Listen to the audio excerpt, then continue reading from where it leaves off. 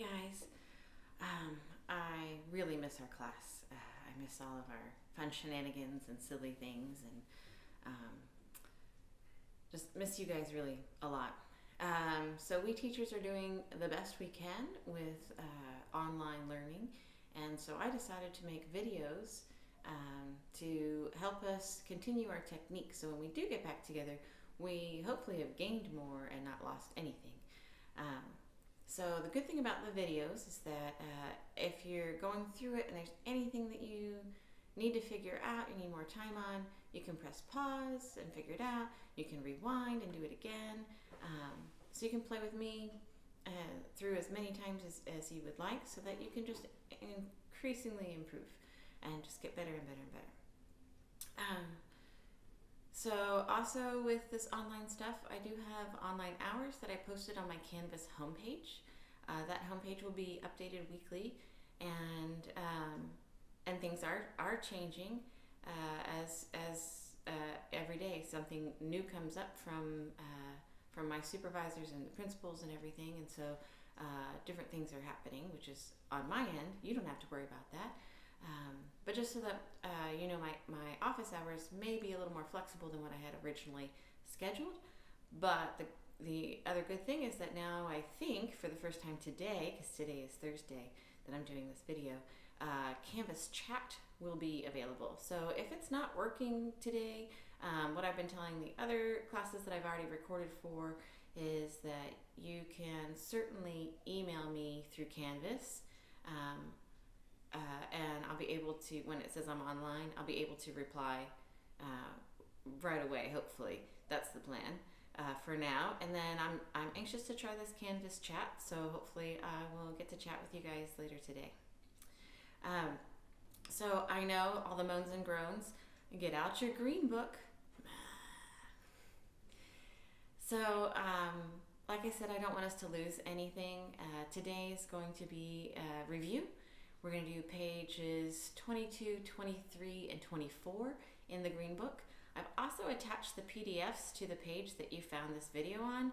So if you've lost your Green Book, if it's stuck at school, if you have one of those violin Green Books that somehow the pages did not get printed correctly, I have it here on this page. So you can, if you can, print it out at home so you can have your own copy, or you can open up another tab to figure out what's going on. So hopefully this will all work really well. In my head it does. I don't know on your end. So you'll let me know, I'm sure, when we do our chats or when you email me. Also, remember that you can, if you're going through something and something's not sounding right, you can certainly send me an email like, I don't know why it doesn't sound this way, it's supposed to sound, or take a video and send it to me. Most of the time, if you take a video and you watch it yourself, you can probably self-diagnose and figure out what went wrong. But if not, you can certainly send it to me, and I can try to come up with some ideas to help give you a better chance at success. So we're going to do page 22. If you watch the first videos that were up here that were shifting reminders, Mr. Phillips had gone through 89, line 89 with you. So hopefully you've already done that. I will say in the cello book there is a typo on 89. The very last measure needs to be B flat and then a C. It's printed as an A, and that's wrong. So typos happen even in music. So when we're doing our shifting, and really anytime, we really need to think about the fingers that we're using. So obviously in first position, we know it, love it, learn it, E, F sharp, and G. When we go to third position, we've got G, A, and if we needed to, B flat. And then we go to fourth position, and we have A, B flat, and C. So really think about what fingers make what notes when you're in what position. We'll be having some Canvas quizzes soon that are called geography quizzes. They're fingerboard geography. And it says, like, if your first finger's on G on the D string, what's your second finger on? So those kinds of things, so that you can really think about, what notes am I really playing? So that'll just help you with your shifting and getting in tune, because you know what notes you're going to. So you've already played 89 with Mr. Phillips. If you haven't, press pause, go back and play 89 with Mr. Phillips under your instrument. So this would be under the cello video. The beginning of the video for Mr. Phillips is the same. and then it goes to the instrument. So it's like an introduction to shifting, and then he goes to the instrument and plays 89. So we are going to jump to number 90, and I have my sticky note in the way, so I'm going to move my sticky note. All right, we're going to play 90 all the way through. We've got first position, third position, fourth position, third position. So we've got all those positions we need to think about. All right, and a great way to practice any of these is with a tuner to really make sure your fingers are lining up where they need to be. All right, we're gonna go to speed. 1, 2, 3, 4.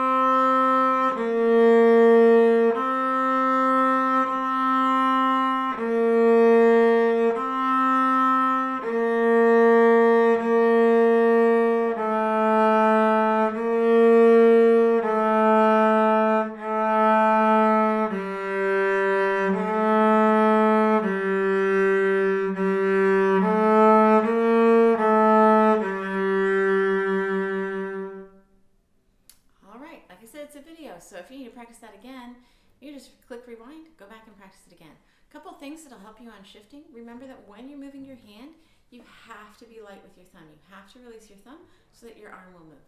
If you're tight, you're going to be stuck. So make sure that you release your thumb when you move your hand, both up the string, meaning up higher in pitch, and also backwards lower in pitch. Okay, so make sure your thumb is nice and loose when you're shifting. The other thing that's tricky in this particular piece, and when you do it again with the other strings, is that you have replacement shifts where you're playing the same note with a different finger right after you played the other note. So in this case, you have a first finger A. I'm on the second line about midway through. You have a first finger A, and then it says to go to third position, and you have a third finger A. And you have to make sure that note is the same, because it's going to be really obvious if it's not, right? So that's a tricky shift because it's called a replacement fingering. And you're doing that because you need to set up for what's coming up next. But those are a little tricky to do. Okay, so I want you to do 91 on your own. You can go ahead and press pause right now so that you can practice through it. It does third position and fourth position and back again.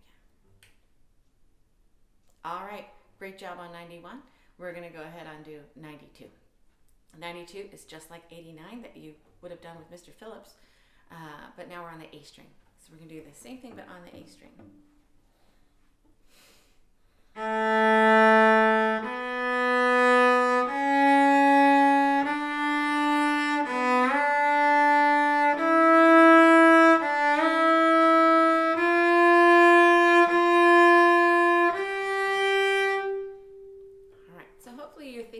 Those notes as you're playing them. I would go back and think about it again, practice that again with me, and make sure you really think about what notes am I playing in third position, what notes am I playing in fourth position. So what finger is playing what note? So really think about it. In 92, it spells it out for you. It tells you what finger you're playing, and hopefully you know these notes by now. We've been playing them a lot in class. But just to make sure you know the names of the notes. And that will, like I said, really help with your tuning because you know what notes you're playing. And it's not just a guess and not a stab in the dark. So I want you to play 93 on your own, and I'm going to go ahead and play 94. So another chance for you to press pause in the video. Now we're going to do 94. The same speed we've been going, so half note, half note.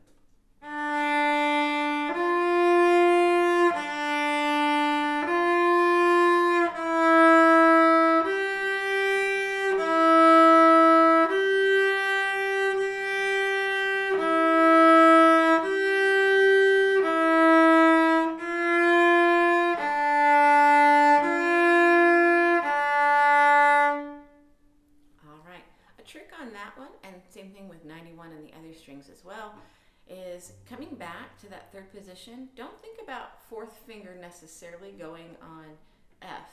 Think about where first finger's going, and then your F will be in tune. So where is first finger going? It's going on D. I hope you said D. So you have this G, E, G, E. And then when you do your shift, think about your first finger shift and then play fourth finger. So that'll really get your F in tune. If you're trying to shift on fourth finger, pinky's a wimp. It may or may not happen for you, and it's just not going to be consistent. So really think about shifting on the stronger finger, but playing the note that you need to play. Okay, we're going to do page 23. Same idea. We're going to do 95. So you're thinking about the notes on the G string.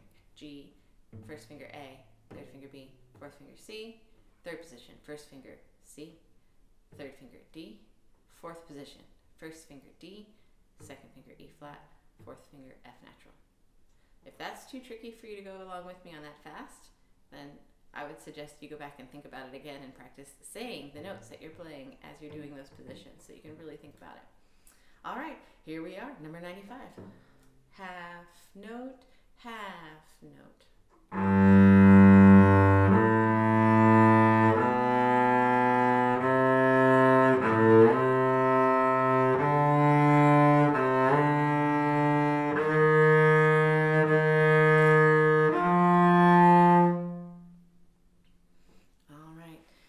So you get the idea.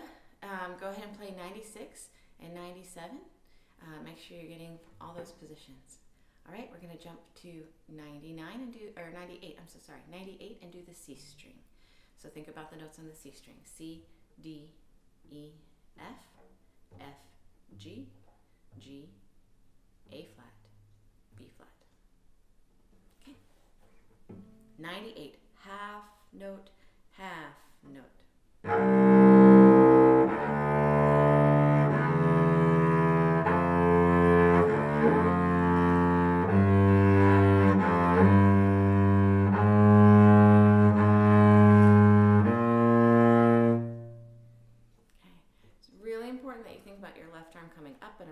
As you go to the G and the C string, so you really can get that shift. And remember to be light with your thumb. I know on the C string we have a tendency to put a lot more weight because we need a lot more weight.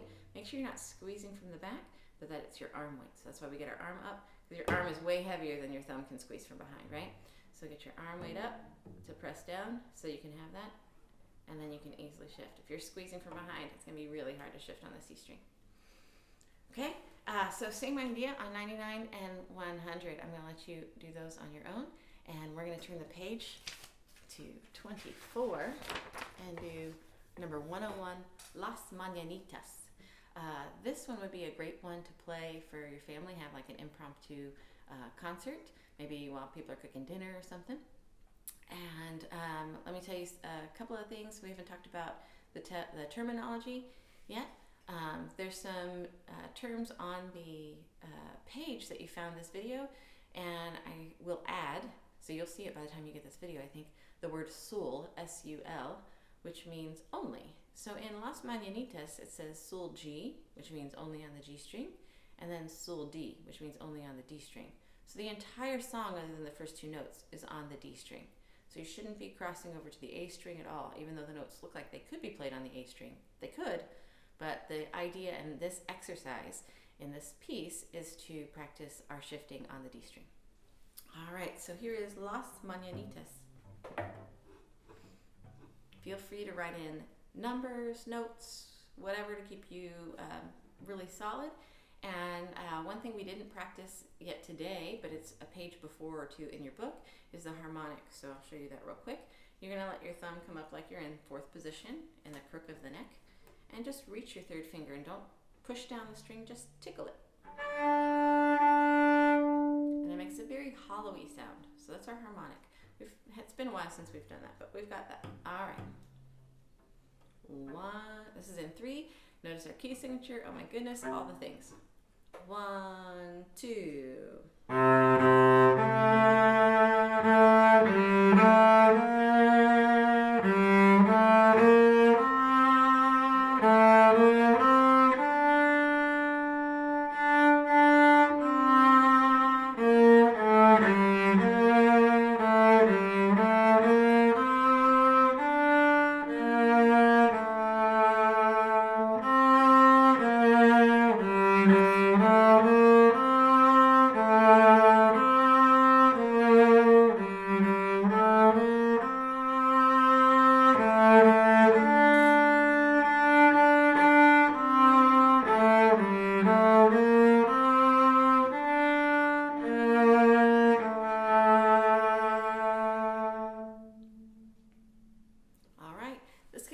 video for today.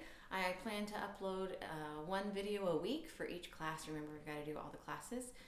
If I can get faster than that, I will. It takes me a little bit more time than I thought. I do practice these instruments before I do the videos, and then I also, it takes time to upload to YouTube, to create a link, and all of the things. So I am doing the best I can. I know you guys are doing the best you can too. I miss you, and I can't wait to see you hopefully very soon. All right, bye.